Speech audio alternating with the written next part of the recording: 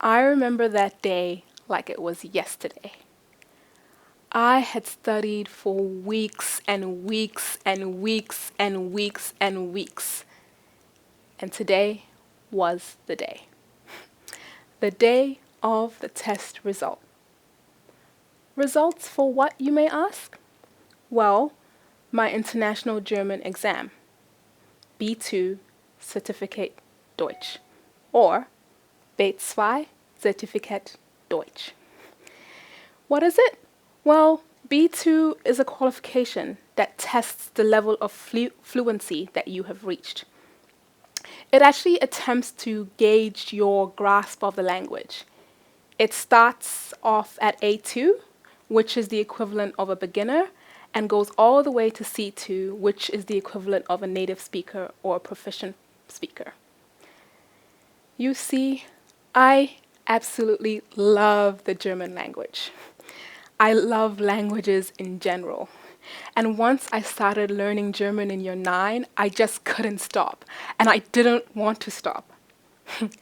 I love everything about it. How it challenged me, how it opened me up to new horizons and opportunities. I love the culture. The food's pretty good. The rich and important history. And I love and adore the people. It was my desire and my goal to be fluent. The test took over 4 hours. Reading, writing, listening, speaking, grammar, the absolute works.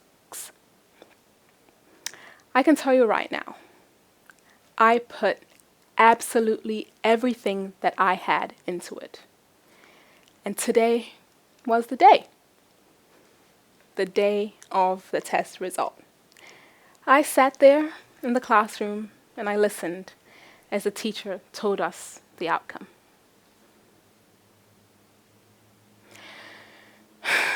I didn't pass. The disappointment must have been pretty evident on my face.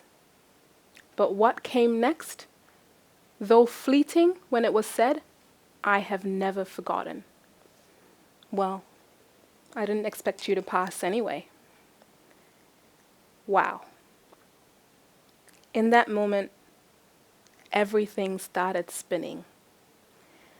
I felt like I was sinking, to be honest, and I was absolutely shattered. Those very words of disbelief, well, they caused me to question all of my abilities.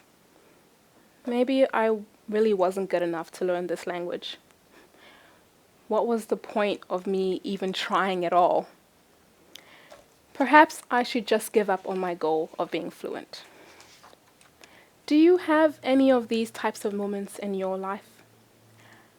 Have you ever had negative words spoken over you? Can you still remember exactly who that person was and exactly what those words were? My guess is you've probably answered yes to all 3 of those above questions. But why? Why do moments like these stay with us, even long after those very words have been spoken? It is because words actually have real power. And because words have power, what we choose to say, it matters a lot. Sticks and stones may break my bones, but words will never hurt me, right? Yeah, right. Words matter. Both life and death, they are in the power of our tongues. We can actually choose to speak life and not death. The importance of choosing our words wisely is actually a very prevalent lesson that is found in many areas of the Bible. However, today, our particular focus will be on Proverbs 12, verse 18. Proverbs 12, verse 18 reads, "There is one whose harsh words are like sword thrusts, but the tongue of the wise bring healing." Through this Proverbs, just as with all Proverbs, King Solomon is sharing sound advice that he is encouraging the reader to take on board so that they may go on to live life-giving and righteous lives full of wisdom. In fact, we see this very purpose in Solomon writing the Proverbs in the first chapter.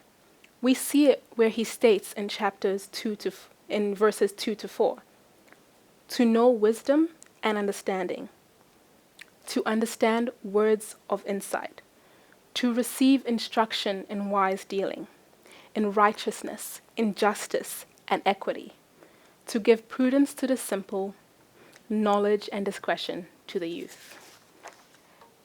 So, it follows then that there is probably knowledge and wisdom to be gained if we heed and if we follow the words of Proverbs 12, verse 18.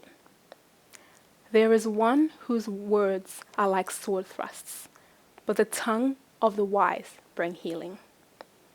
We see through this Proverbs a very clear and definitive contrast. Solomon is contrasting two types of people. They exist in our world today. The first is the one whose harsh words are like sword thrusts. Now, this is the type of person who uses their words to break down rather than build up. Their words are painful. They lack compassion. They lack thought. They lack empathy. These people are careless with their tongues. Like a sword, their words are dangerous. They are sharp. They are pointed. And they do real and serious damage. Their words leave a mark. They hit real deep and can cause internal bleeding. And just like a real stab wound, the damage can be hard to fix and can cause lifelong lasting effects. Now, these are the type of people that when they have nothing nice to say, well, they still go on and say anything at all. Goodness. Their words, they speak death, not life. Whether that be death of dreams and self-esteem, like I experienced that day in the classroom, death of hope, death of vision, death of emotion, or worse yet, death of a belief in a loving and personal God. The point here is, these types of people, when they speak, nothing beautiful flourishes or blooms from the seeds of their comments. Hey, can I ask you, when you speak, do you seek to bring life? Or do you find that your words actually break people down? Do people enjoy being around you? Do people leave from being with you better than when they got there? Let us remember the words of Colossians 4, verse 6 when considering those questions. Let your speech always be gracious, seasoned with salt, so that you may know how you ought to answer each person. In contrast, the second part of Proverbs 12, verse 18 states that there is also those who are wise because their tongues bring healing. These are the people that are aware that words are not just words. These people know that words can actually heal and bring restoration. They use their words to build up rather than break down. They are always open to offering words of life and grace-laced truth and seek to be a source of encouragement and joy to everyone that they come across. They know that if they use their words wisely, they can help soften even the hardest of places. Perhaps soften even the hardest of people. Now, these are the type of people that when they have nothing nice to say, guess what? They say nothing. Funny that. Their words, they speak life, not death. Can I ask you, when you speak, are your words life-giving? Are others built up and encouraged by their conversations with you?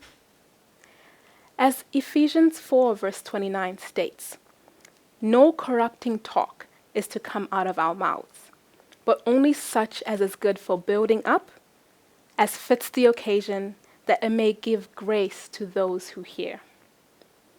We are encouraged to use our tongues wisely. Did you notice the first two words of the Proverbs? They are, there is. There is. The proverb starts off with a pretty definitive term, perhaps pointing to the fact that there are and will probably always be those in life who speak harshly to others, cutting them down with cruel and sharp words. These people seeking to build themselves up off the backs of those that they break down. However, by the grace of God, we can make an intentional decision to go the other way. I'm very happy to say that I did not give up that day in the classroom. Though I did feel shattered and embarrassed and devastated, the encouraging words of my family and friends, well, they helped me to keep going. My family listened as I told them what had happened, and I was met with words of encouragement and love and prayer. My friends saw that I was sad and reminded me that they still cared, that they still saw me. Even after it had happened, days later, they still sent me texts to check on me. Through all of this, I was reminded that a moment of failure does not get to define us, and it is not necessarily define where any of us will end up in the future. I was reminded that I do not have to prove my worth to anyone because I am already worthy through Christ. Those words of disbelief spoken over me that day in the classroom, well, they were countered by many subsequent words of encouragement and life-giving truth. For me, words of death were subsequently conquered with words of life. Hey, I even went on to complete a major in German at university a couple of years later. All glory to God. You see, words have real power. We can cut against the grain. We can choose to use our words for good, to bring encouragement, to help build unity, to help foster healing. We can choose to speak life, not death. Take a moment right now. Take a moment and think of those significant people in your life. Those who have encouraged you and lifted you up. Those who have spoken words of life over you. Hey, perhaps today may be the day to say thank you. Perhaps pick up the phone, write a card, send a text, or even drop by now that we're allowed to do that. Your words may very well speak life into them in ways that you can never imagine. It's been a really hard time for a lot of people lately, and we need more encouragement rather than less in the world today. We can seek out those opportunities. We can encourage and lift people up in a world that often encourages us to do the opposite. We can choose to speak life, not death. What decision will you make today?